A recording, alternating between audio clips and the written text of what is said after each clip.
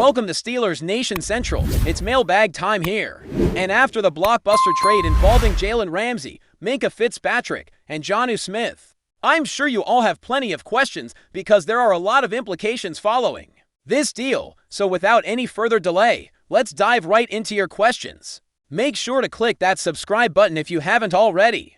Even though I'm currently on vacation, when breaking news hits, I'm committed to bringing you content on this channel every single time. Expect more videos, probably in this homestyle format, throughout the week. So please hit subscribe to stay up to date with all things black and gold. Our first question comes from my man Jim Cease, who dropped a $5 super chat asking whether the Steelers might pursue adding a safety now that this trade has gone down. I think that's a valid question. It really depends on how the team feels about Juan Thornhill, who the Steelers brought in during the offseason. Thornhill is a former Super Bowl champion, having been a starting free safety for the Kansas City Chiefs. He is known for being a ball hawk and racking up interceptions at least. That was his reputation during his prime. There's a possibility the Steelers may use him as a bandit safety this year. That said, if the Steelers intend to play Jalen Ramsey primarily at free safety, Thornhill could slide into a more traditional free safety role. On the other hand, if the team plans to use Ramsey mostly as a cornerback, Thornhill would likely be the primary free safety. If the Steelers decide to trust Thornhill to fill that free safety spot, and he's fully healthy, that could mean they won't add anyone else at safety, but Thornhill's recent track record raises some concerns. Since his peak season with the Chiefs in 2022, when he notched 3 interceptions during their Super Bowl winning campaign, he hasn't had much in the way of interceptions or big plays. In fact, his production has fallen off quite a bit, especially during his time with Cleveland, where his performance was frankly disappointing.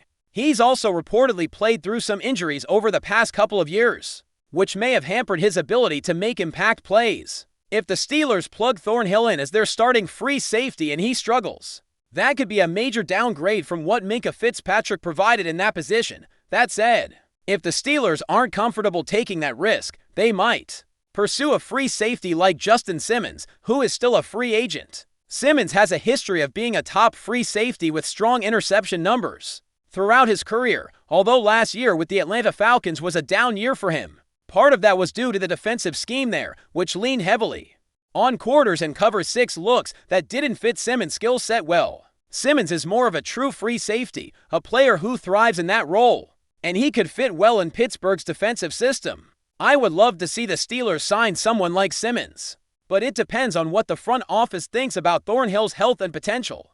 Another name to keep an eye on is Jordan Poyer. Poyer is well known as one of Aaron Rodgers' closest friends and has even gone on retreats with him, bonding in ways Rodgers has highlighted in his documentary. If the Steelers want to bring in a veteran safety with strong chemistry potential and leadership qualities, Poyer could be a candidate.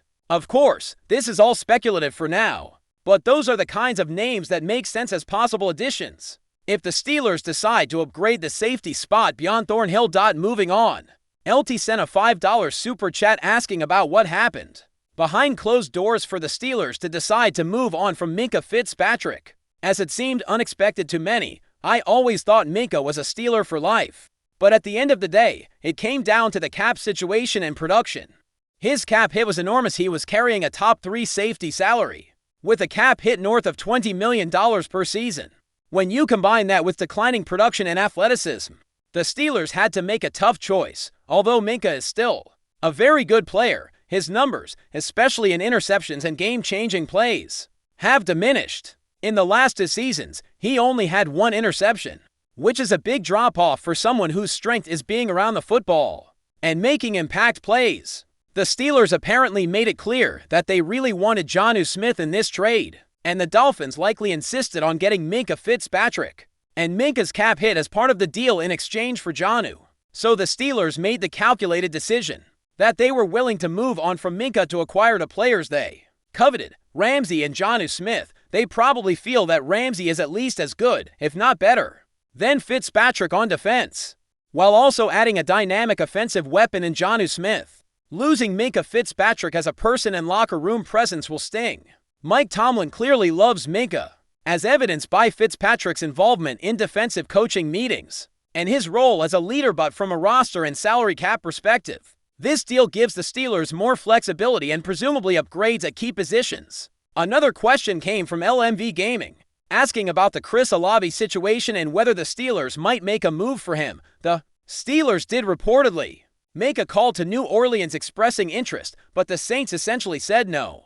I don't expect Olave to be traded anytime soon. It would be tough on the Saints to part with their rookie quarterback's top receiving option, especially since Olave is on a rookie contract and remains an affordable asset. Unless the Saints are concerned about health or other off-field issues, which there is no indication of, Olave will likely stay put. So don't expect any trade drama around him in the near future.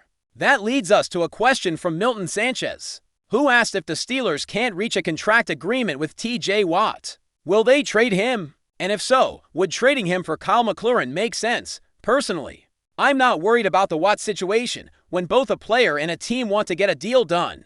It usually happens. TJ Watt wants to be a Steeler for life, and the Steelers want to keep him around. He's still young and capable of being a top-tier defensive player for several more years. Sure, he'll want a significant contract, but that's to be expected given his production and impact. It wouldn't surprise me if the Steelers moved on from Minka Fitzpatrick, partly to free up the cap space needed to sign Watt to a lucrative extension.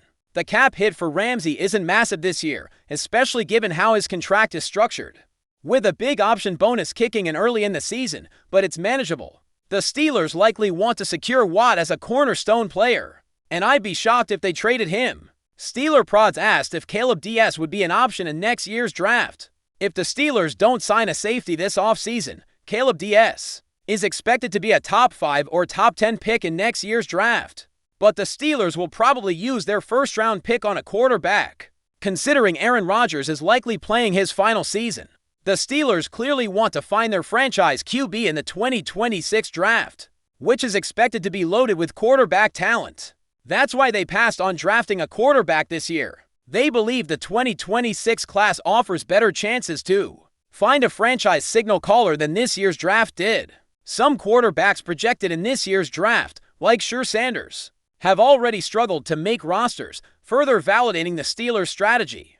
So Caleb DS is probably not an option for Pittsburgh in the immediate term, because their draft capital will be focused elsewhere. Then number 1 Steelers asked about what the team will do with Darnell Washington if he is considered a fullback, and how that affects Connor Hayward's role.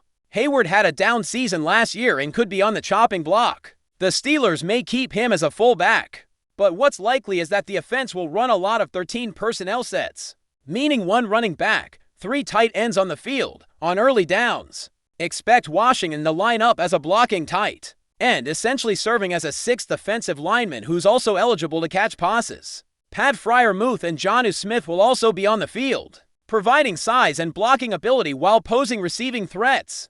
This offense aims to be physical and bully opponents, leveraging size and toughness as key characteristics. Aaron Rodgers will have multiple big, versatile tight ends who can both block and catch.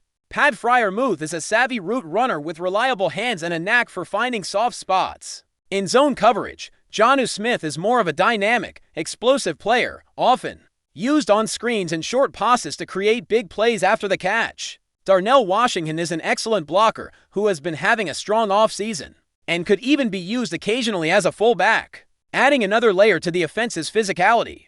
This dynamic trio provides versatility and size unmatched by many other NFL offenses. The Steelers want to dominate with power while maintaining the ability to beat teams through the air. With their tight ends using 13 personnel frequently, the Steelers expect to have just 1 wide receiver on the field for much of the time, probably DK Metcalf, making this offense unique and imposing. But before we dive in, don't forget to subscribe to Steelers Nation Central and hit the like button on this video. Your support helps us keep bringing you the latest updates on the Pittsburgh Steelers, and don't forget to share your thoughts on the news in the comments below. Whispers are beginning to circulate around the NFL world after reports emerged that veteran quarterback Aaron Rodgers may have suffered an injury during a recent practice with the Pittsburgh Steelers. While nothing has been officially confirmed by the team, several sources close to the situation suggest that the 40-year-old quarterback appeared to leave the field gingerly during a closed-door training session earlier this week. Rodgers, who has made headlines throughout the offseason after his surprising move to join the Steelers, has been a central figure in Pittsburgh's push to solidify their quarterback situation. Known for his experience, leadership, and still potent arm, the former Packers and Jets star was expected to provide both mentorship and immediate impact on the field. But now, with training camp barely underway, there are murmurs that things might not be going entirely according to plan. Witnesses claim Rodgers went down awkwardly after a routine drop back, staying on the turf longer than usual, though he eventually stood up under his own power. Insiders say he appeared to favor his left leg, sparking immediate concern from teammates and coaching staff. As of now, the Steelers have remained tight-lipped about the incident, issuing no official statements and keeping Rodgers away from the media spotlight. Speculation is running rampant. Is this just a precautionary measure for a minor tweak? Or is there a more serious issue brewing behind closed doors? For a franchise looking to bounce back into playoff contention, any disruption involving Rodgers could have significant implications, given his injury-shortened 2023 season with the Jets where he tore his Achilles just for plays into his debut. Fans are understandably on edge. While it's still too early to jump to conclusions, the next few days could be telling. If Rodgers misses extended practice time, or the Steelers bring in additional quarterbacks for workouts, the chatter may soon turn into confirmation. Until then, this remains one of the most intriguing and potentially worrying storylines of the early preseason. That's it for this update. If you enjoyed the video and want to keep receiving exclusive news about the Pittsburgh Steelers, make sure to subscribe to Steelers Nation Central and give this video a like. We always look forward to hearing your comments and opinions. See you in the next video.